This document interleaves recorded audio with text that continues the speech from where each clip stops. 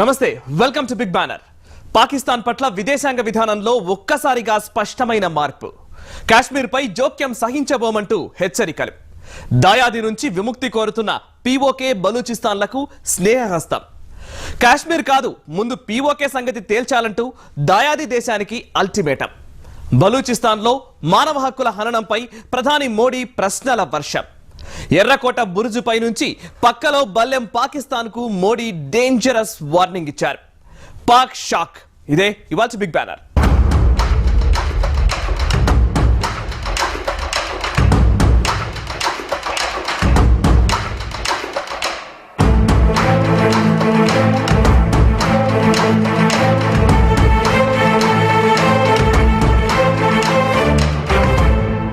ఈ మధ్యకాలంలో పాకిస్తాన్ ప్రధాని నవాజ్ షరీఫ్ రెచ్చిపోయి మరీ కాశ్మీరులకు అనుకూలంగా ఉగ్రవాదులకు మద్దతుగా మాట్లాడుతున్నారు. భారత్ ను రెచ్చగొట్టేలా గిల్లి కజ్జాలు పెట్టుకుంటున్నారు. దీంతో ప్రధాని మోడీ ఆయనకు ఘాటుగా బదులిచ్చారు.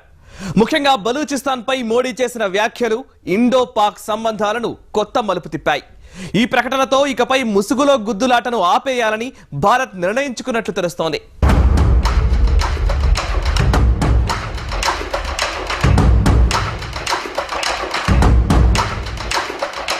కాశ్మీర్ కాదు ముందు పీఓకే సంగతి తేల్చండి.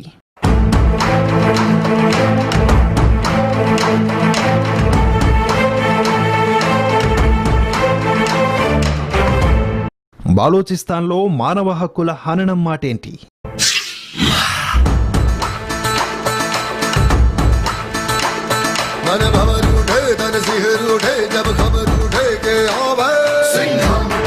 పాకిస్తాన్ ముందు నీ గతేంటో చూసుకో.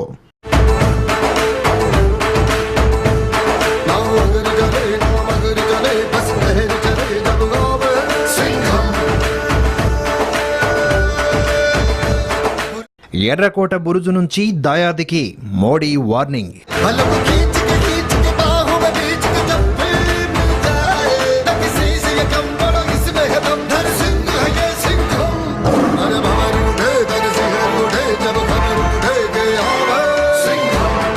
కాశ్మీర్ విషయంలో అనవసర జోక్యం చేసుకుంటున్న పాకిస్తాన్కు ఎర్రకోట సాక్షిగా ప్రధాని నరేంద్ర మోడీ గట్టి సందేశం పంపించారు.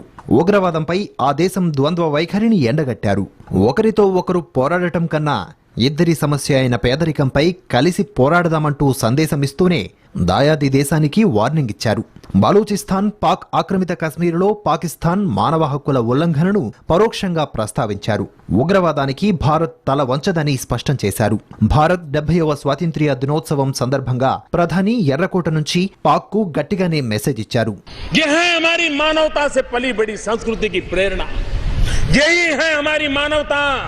लेकिन और तरफ देख लीजिए कि जब आतंकवादियों को ग्लोरीफाई करने का काम हो रहा है, जहां आतंकवादी घटना में निर्दोष लोग मारे जाएं तो जश्न मनाए जाते हैं। ये कैसा आतंकवाद से प्रेरित जीवन है, कैसे आतंकवाद से प्रेरित सरकारों की रचनाएं हैं, ये दो भेद दुनिया भली भांति समझ लेगी। इतना मेरे लिए काफी है। मैं आज लाल किले की प्राचीर से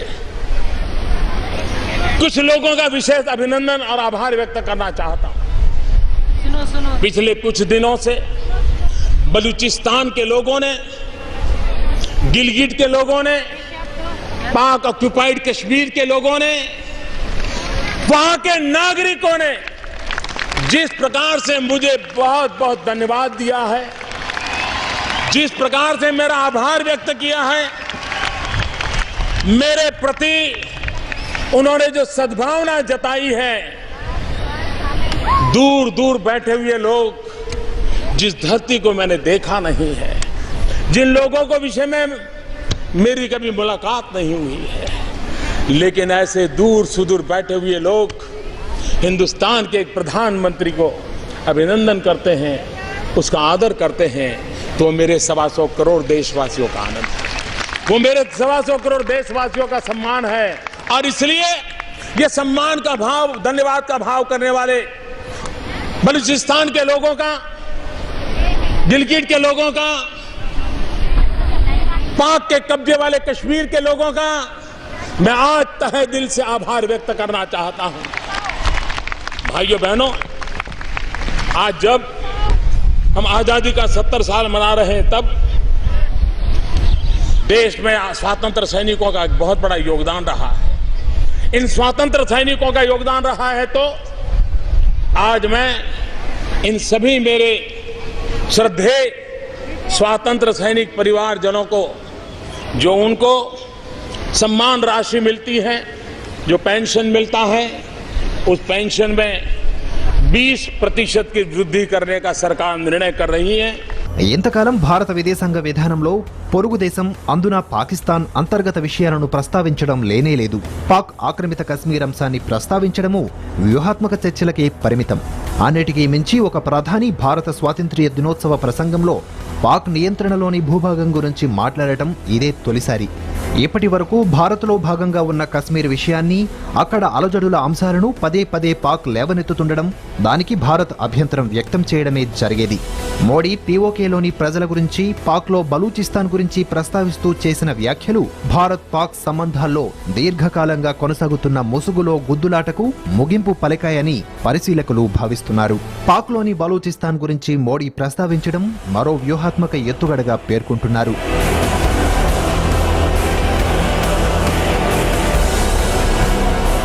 పాక్లోని 4 రాష్ట్రాల్లో బలూచిస్తాన్ ఒకటి.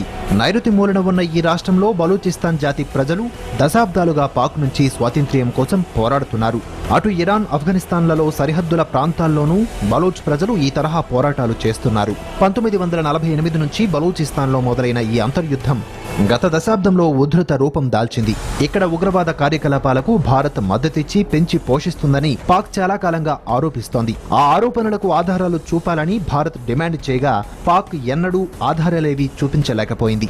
అదే సమయంలో జమ్మూ కాశ్మీర్లో అలజడులను ప్రస్తావిస్తూ అక్కడ ప్రజల హక్కులను భారత్ కాలరాస్తోందంటూ అంతర్జాతీయంగా నిందలు వేయడానికి పాక్ వాడుకుంటోంది.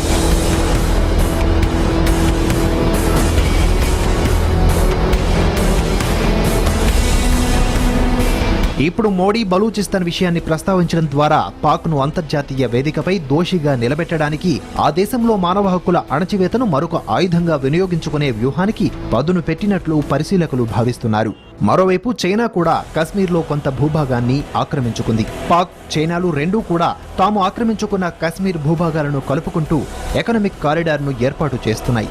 ఈ నేపథ్యంలో ఆక్రమిత కశ్మీర్లోని ప్రజల అణచివేత అంశాలను ప్రముఖంగా ప్రస్తావించడం ద్వారా ఆ రెండు దేశాల వ్యవహారాన్ని తాము తేలిగ్గా తీసుకోవడం లేదని మోడీ పరోక్షంగా హెచ్చరించినట్లు కూడా విశ్లేషకులు అంచనా వేస్తున్నారు.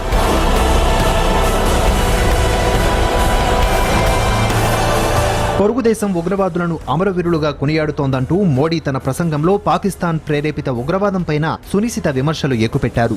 అక్కడ ఉగ్రవాదాన్ని కీర్తిస్తున్నారు అంటూ ఇటీవల కశ్మీర్ ఎన్కౌంటర్లో చనిపోయిన హిజ్బుల్ ముజాహిద్దీన్ ఉగ్రవాద సంస్థ కమాండర్ బుర్హాన్ వనీని పాక్ అమరవీరుడుగా కీర్తిస్తున్న విషయాన్ని మోడీ పరోక్షంగా ప్రస్తావించారు.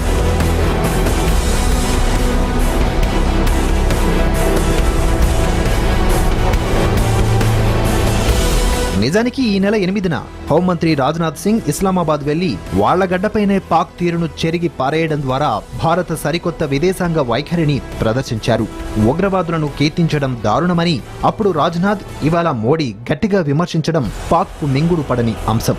కాశ్మీర్ విషయంలో ఈ మధ్య జరుగుతున్న పరిణామాలన్నీ భారత్ వైఖరిలో స్పష్టమైన మార్పును సూచిస్తున్నాయి.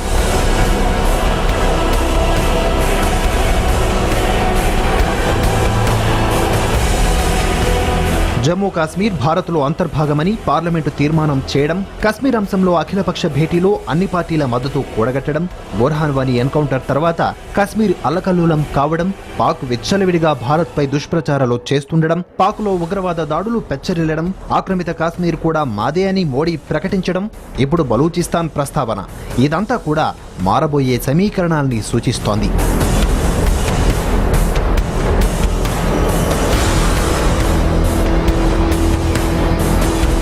ఇప్పటికిప్పుడు ఎన్నోసార్లు పాకిస్తాన్కు భారత్ స్నేహహస్తం అందించింది. ఉగ్రవాదాన్ని విడనాడాలని, చర్చల ద్వారానే సమస్యలు పరిష్కారమవుతాయని సూచించింది. దాయాదితో బస్సు దౌత్యం కూడా నెరిపింది. గతంలో మాజీ ప్రధాని వాజ్పేయి 2 సార్లు పాకిస్తాన్లో పర్యటించారు. మళ్లీ 11 ఏళ్ల తరువాత కొన్ని నెలల కిందట ప్రధాని మోడీ పాకిస్తాన్లో హఠాత్తుగా పర్యటించారు, స్నేహహస్తం అందించారు. అయితే పాక్లో మాత్రం ఎలాంటి మార్పు రాలేదు.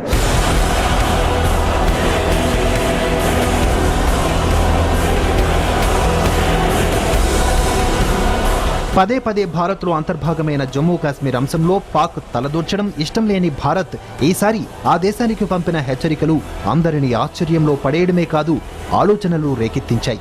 ఇప్పటి వరకు ఉదారవాదంతో ముందుకు సాగుతూ పొరుగు దేశంతో ఉన్న సమస్యలను పరిష్కరించుకోవాలనుకున్న భారత వైఖరి సరికొత్త పరిణామమే.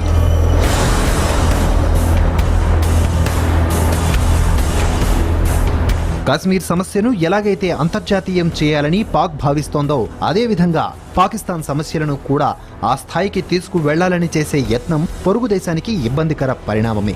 ఇప్పటి వరకు స్వతంత్ర పోరాటం కోసం మద్దతు కోరుతున్న బలూచ్ పీఓకే ప్రజలకు తాజాగా భారత్ నుంచి వచ్చిన మద్దతు మరింత ఉత్సాహాన్నిస్తుండగా పాక్ను మాత్రం ఇరకాటంలో పెట్టడం ఖాయం.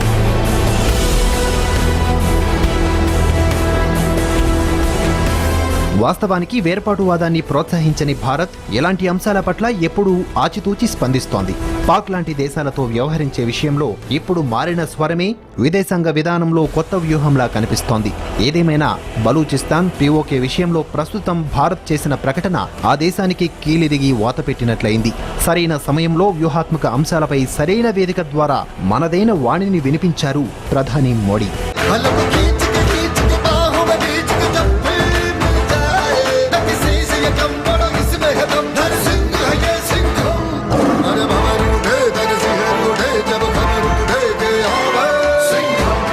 బిగ్ బ్యానర్ లో చిన్న బ్రేక్ తీసుకుందాం. చూస్తూనే ఉండండి భారత్ టుడే.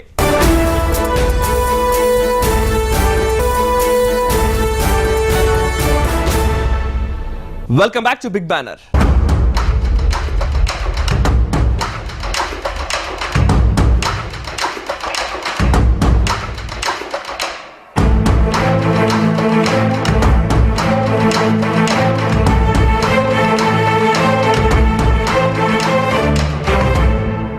జమ్మూ కాశ్మీర్ విషయంలో భారత్ పాకిస్తాన్ మధ్య వివాదాలు మనకు తెలిసినవే. మరి బలూచిస్తాన్ గురించి ప్రపంచానికి తెలిసింది ఎంత? తమకు పాక్ నుంచి స్వాతంత్ర్యం కావాలని స్థానిక ప్రజలు ఎందుకు నినదిస్తున్నారు? అసలు అక్కడున్న సమస్య ఏంటి?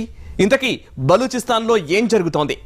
అక్కడి పరిస్థితులను మోడీ ప్రస్తావించడంతో ఇప్పుడు ఆ ప్రాంతం ప్రపంచం దృష్టిని ఆకర్షిస్తోంది.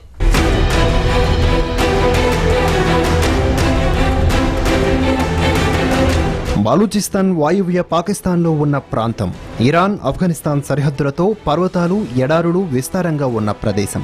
పర్వత ప్రాంతాలు ఎక్కువగా ఉండటం వల్ల ఇక్కడి వారిలో కొండజాతి వాళ్లు ఎక్కువగా ఉన్నారు. ఇవాల్టి పాకిస్తాన్ ఇరాన్ ఆఫ్ఘనిస్తాన్ సరిహద్దులతో ప్రధానంగా బలోచి భాష మాట్లాడే ఆ కొండజాతి ముక్కలైంది. ఆఫ్ఘనిస్తాన్తో యుద్ధం తర్వాత బ్రిటిష్ పాలకులు 1893లో గీసిన డ్యూరాండ్ రేఖ వల్ల నివసించే భూభాగం ముక్కలై చల్లాచెదురు కావడం వల్ల 1-2 దశాబ్దాల్లోనే బలోచ్ జాతి స్వేచ్ఛాకాంక్ష జాతీయవాదం మొదలయ్యాయని చరిత్రకారులు చెబుతారు.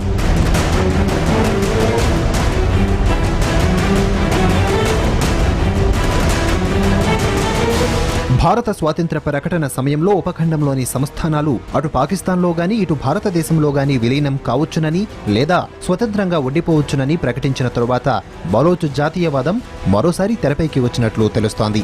బ్రిటిష్ హయాంలో 4 సంస్థానాలుగా ఉన్న బలూచిస్తాన్ నుంచి స్వాతంత్ర్యం వచ్చిన తరువాత మక్రాన్, లాస్బెలా, ఖరాన్లు పాకిస్తాన్లో విలీనమయ్యాయి.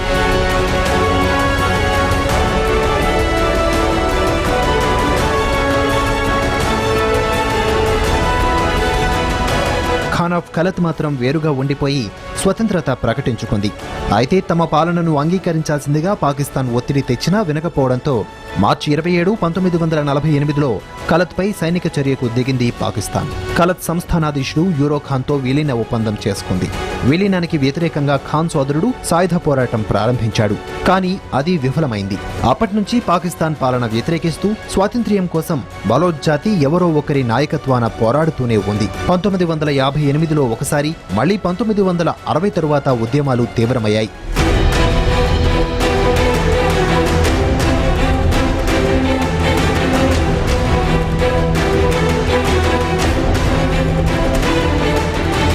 1973లో అధికారంలోకి వచ్చిన జుల్ఫికర్ అలీ భుట్టో బలూచిస్తాన్ రాష్ట్రంలోని ప్రభుత్వాన్ని రద్దు చేయడంతో అప్పటి వరకు ఉన్న ఉద్యమాలు సాయుధ పోరాట రూపం సంతరించుకున్నాయి. 2005 నుంచి బలూచిస్తాన్ రావణ కాష్టంలా మారింది. పాకిస్తాన్ ప్రభుత్వం బలూచిస్తాన్ స్థానికుల మధ్య పెద్ద యుద్ధమే జరుగుతోంది. బలూచిస్తాన్ వివాదానికి అనేక కారణాలున్నాయి. అస్థిర రాజకీయాలు, స్థానిక జాతుల గుర్తింపు పోరాటం, వనరుల దోపిడీ, అభివృద్ధి లేకపోవడం, ఉగ్రవాద సంస్థలు వంటివన్నీ కూడా దీనికి మూలాలు. బలూచీలను పాక్ ప్రభుత్వం రాజకీయంగా ఎదగనివ్వకుండా అణచివేస్తోంది. పాకిస్తాన్లోని పంజాబ్ ప్రాంతీయులదే పూర్తి ఆధిపత్యం. సైన్యంలో ఉన్న బలూచీల సంఖ్య కూడా బాగా తక్కువ. 1999లో పర్వేజ్ ముషారఫ్ సైనిక పాలన ప్రారంభమైన తరువాత బలూచీలపై అణచివేత మరింత అధికమైంది.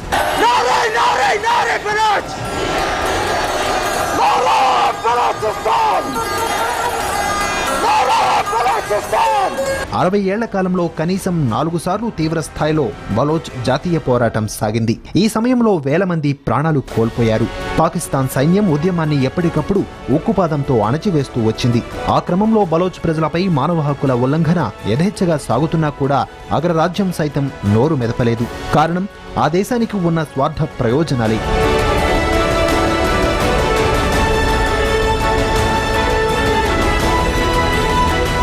పాకిస్తాన్లో ఓ రాష్ట్రంగా బలూచిస్తాన్ ఆ దేశ విస్తీర్ణంలో సగభాగాన్ని ఆక్రమించిన జనాభాలో మాత్రం 5% ఆశ్రయమిస్తోంది. విస్తృతంగా చమురు, సహజ వాయువు, రాగి వంటి సహజ సంపదలు ఉన్నందువల్ల ఆ ప్రాంతాన్ని వదులుకోవడానికి పాక్ ఎంతమాత్రం ఒప్పుకునే పరిస్థితిలో లేదు. భౌగోళికంగా వ్యూహాత్మకంగా కీలకమైన ఇరాన్కు, ఆఫ్ఘనిస్తాన్కు పొరుగున ఉండడం వల్ల దాయాదికి ఆ ప్రాంతం ఎంతో కీలకంగా మారింది. పాకిస్తాన్ పెట్రోలియం, సహజ వాయువు అవసరాలను తీర్చడంలో బలూచిస్తాన్ ముందుంది. పాక్ విద్యుతోత్పత్తి అవసరాలకు ఇక్కడ సహజవాయువే కీలకం. కానీ ఈ వనరులను దోచుకుంటూ పంజాబ్ తదితర ప్రాంతాలను అభివృద్ధి చేస్తున్నారే తప్ప తమను పట్టించుకోవడం లేదన్నది బలూచీల ఆగ్రహం. ఇక్కడ చైనా ఆధ్వర్యంలో నిర్మితమవుతున్న గ్వదార్ ఓడరేవు విషయంలో కానీ, ఆఫ్ఘాన్, ఇరాన్, భారత్ సహజ వాయు మార్గం విషయంలో కానీ తమ అభిప్రాయాలను పట్టించుకోవడం లేదన్నది వారి ఆవేదన.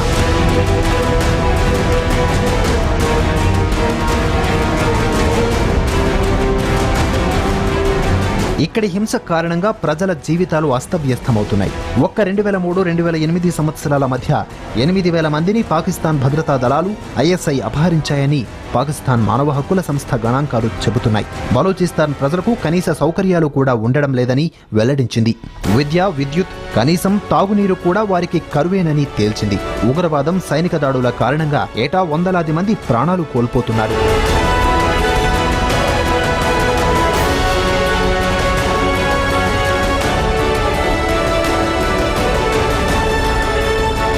పుష్కలంగా సహజ వనరులున్న ఈ ప్రాంతంపై పాకిస్తాన్ పాలకులు దశాబ్దాలుగా చూపుతున్న వివక్ష కారణంగా అక్కడి ప్రజల్లో స్వాతంత్ర్య కాంక్ష పెరిగి సాయుధ పోరాటాలకు, తిరుగుబాటులకు దారితీసింది.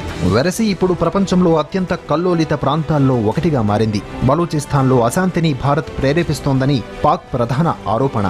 బలూచీల స్వాతంత్ర్య పోరాటానికి అమెరికా కూడా మద్దతిస్తోందనేది పాక్ పలుమార్లు నర్మగర్భంగా ఆరోపించింది.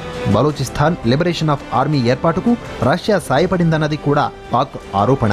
బలూచిస్తాన్ ఒక్కటే కాదు, వజీరిస్తాన్, సింధుదేశ్, పశ్తూనిస్తాన్లతో పాటు POKలోని గిల్గిట్, బాల్టిస్తాన్ ప్రాంతాలు స్వాతంత్ర్యం కోసం పోరాటం చేస్తున్నాయి.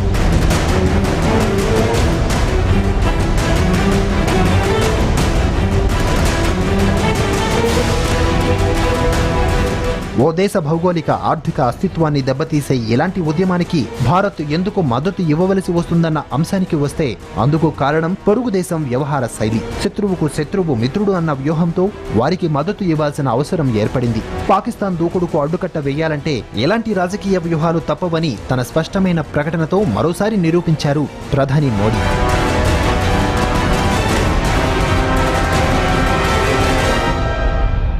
బిగ్ బ్యానర్ లో మరో చిన్న బ్రేక్ తీసుకుందాం. Stay tuned.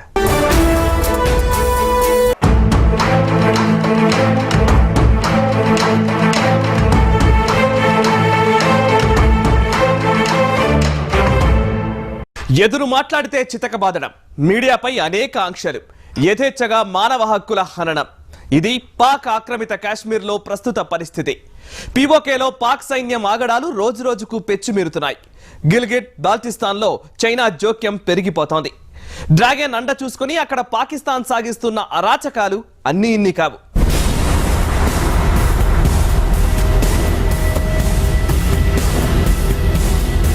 జమ్మూ కాశ్మీర్ రావణ కాష్టంలా మండుతోంది.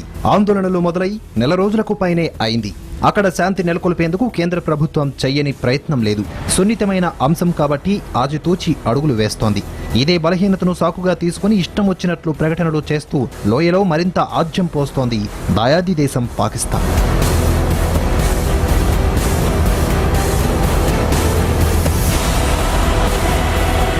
మనకన్నా ఒకరోజు ముందు స్వాతంత్ర్య దినోత్సవం జరుపుకున్న ఆ దేశం కశ్మీర్ ప్రజల పోరాటానికి మద్దతుగా స్వాతంత్ర్య దినోత్సవాన్ని అంకితమిస్తున్నట్లు ప్రకటించి మరింత దుందుడుకుతనాన్ని ప్రదర్శించింది. తమకు వేరే సమస్యలేవీ లేనట్టు కశ్మీర్ సమస్యని తమ సమస్యగా సృష్టించుకుని నానా హంగామా చేసేస్తోంది. ఈ హంగామా వెనుక కుట్ర ఎవరికీ తెలియంది కాదు. పైగా కాశ్మీర్లో ప్రజలు ఇబ్బందులు పడుతున్నారని, అక్కడ సాధారణ పరిస్థితులు నెలకొనేంత వరకు నిత్యావసర వస్తువులు సరఫరా చేస్తామంటూ ఎవరూ అడగని పెద్దరికాన్ని భుజానకెత్తుకుంది. అయితే పాక్ ఎత్తుగడలు తెలిసిన భారత్ ఇంతవరకు సరఫరా చేసిన ఉగ్రవాదం చాలంటూ చురకలంటించడంతో మౌనం వహించింది.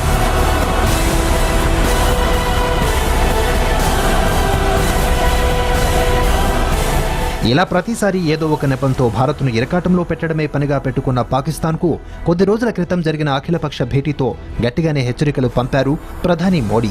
సరిహద్దు ఉగ్రవాదం కారణంగా కశ్మీర్లో అలజడి రేగుతుందన్న ప్రధాని అందుకు కారణం పాకిస్తానేనని కొండబద్దలు కొట్టారు.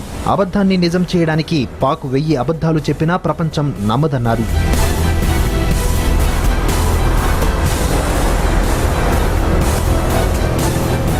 పాక్ ఆక్రమిత కశ్మీర్లోని గిల్గిట్ బాల్టిస్తాన్ ప్రాంతంలో ఆందోళనకారులపై పాక్ దళాలు దాడులు జరిపిన సమయంలోనే మోడీ చేసిన ఈ వ్యాఖ్యలు మరింత ప్రాధాన్యతను సంతరించుకున్నాయి. చైనా జోక్యం, పాకిస్తాన్ సైన్యం అణచివేతను నిరసిస్తూ వారి బలగాలు ఆ ప్రాంతం వదిలి వెళ్లాలంటూ ప్రజలు పెద్ద సంఖ్యలో వీధుల్లోకి వచ్చారు. గిల్గిట్ బాల్టిస్తాన్లో అనేక మంది యువకులను పాక్ సైన్యం నిర్బంధించిందని, సైన్యం తన భూభాగాన్ని వెంటనే విడిచిపెట్టి వెళ్లాలని నిరసనలు పెరిగాయి. కొద్ది రోజులుగా తీవ్రస్థాయిలో ఆ నిరసనలు కొనసాగుతున్నాయి.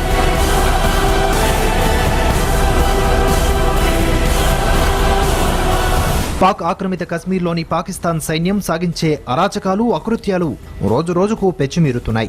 ఎదురు మాట్లాడితే చాలు చితకబాదడం ఇక్కడ నిత్యకృత్యం. మీడియా, మానవ హక్కుల సంఘాలు సైతం ఇక్కడ మనుగడ సాగించలేని పరిస్థితి.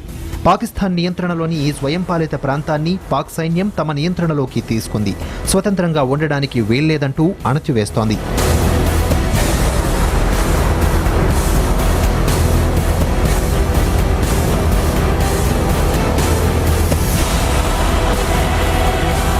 ఇక్కడ 2005లో వచ్చిన పెను భూకంపం తర్వాత పలు మానవ హక్కుల సంఘాలు పర్యటించాయి. 2006లో ఇవి తమ నివేదికను వెల్లడించాయి.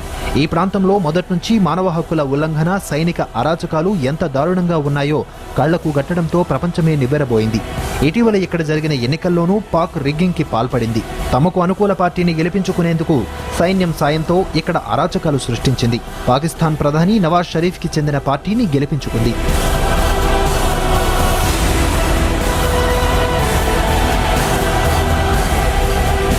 ఈ ప్రాంతంలో ఎవరైనా ప్రభుత్వ ఉద్యోగం కోసం దరఖాస్తు చేస్తే కశ్మీర్ను పాక్లో కలపాలి అని పేర్కొంటూ ఒక ప్రమాణపత్రాన్ని సమర్పించాలి. లేకుంటే వారికి ఉద్యోగం దొరకదు. ఈ ఒక్క ఘటన చాలు పాక్ ఇక్కడ ఎందుకు అరాచకాలు సృష్టిస్తుందో చెప్పడానికి.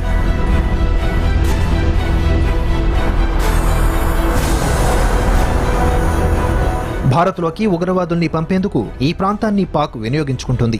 ఇక్కడ ఉన్న కశ్మీరీలను పాక్ నిఘా సంస్థలు బలవంతంగా ఉగ్రవాదంలోకి దించుతుంటాయి.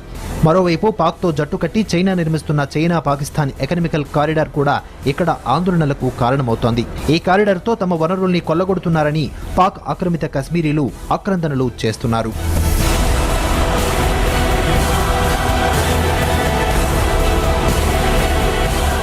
మొత్తం మీద నవాజ్ షరీఫ్ కు మోడీ చేసిన కౌంటర్ అటాక్ ఇప్పుడు ప్రపంచం దృష్టిని ఆకర్షిస్తోంది. మరోవైపు మోడీ వ్యాఖ్యలపై పీఓకే బలూచిస్తాన్లలో హర్షాతిరేకాలు వ్యక్తమవుతున్నాయి. ఇకపై మీ అరాచకాలు ఉపేక్షించబోమంటూ మోడీ చేసిన ప్రకటన పాక్ పాలకుల్లో గుబులు రేపుతోంది. ఇది మంచి బిగ్ బ్యానర్. మరో అంశంతో మళ్ళీ కలుద్దాం. చూస్తూనే ఉండండి భారత్ టుడే, దేశం కోసం, ధర్మం కోసం.